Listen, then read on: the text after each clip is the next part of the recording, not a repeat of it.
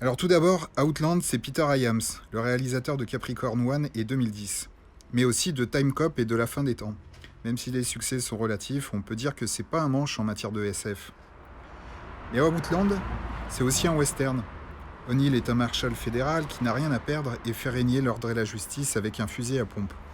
Un fusil à pompe, ça peut avoir l'air bête au premier abord, car rien de tel pour déglinguer une installation spatiale qu'un truc à balles réelles.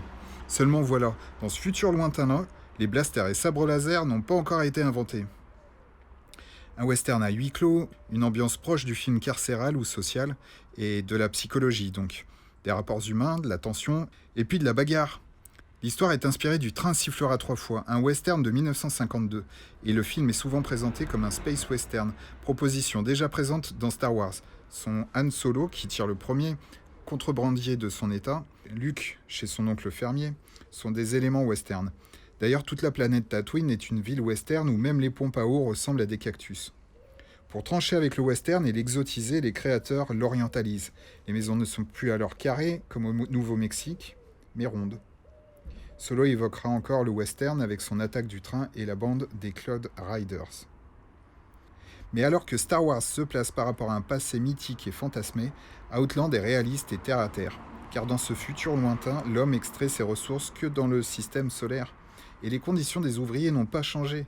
Une colonie qui ressemble à une usine, une plateforme pétrolière en fait.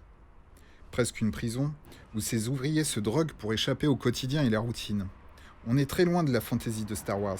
Les deux films semblent finalement n'avoir en commun que leur créateur des costumes, John Mollo.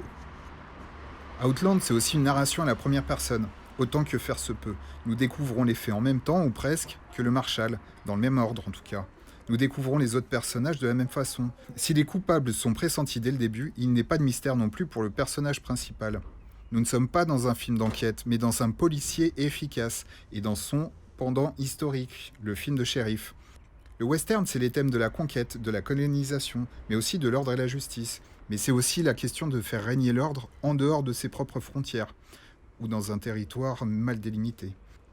Outland, c'est une musique immersive aussi, signée Jerry Goldsmith.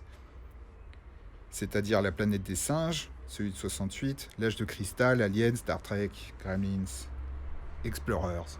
L'aventure intérieure, Total Recall. Outland, c'est aussi un procédé, l'introvision, qui intègre vachement bien les maquettes et les décors grandeur nature, mais aussi un décor de 5 mètres et demi à 7 modules.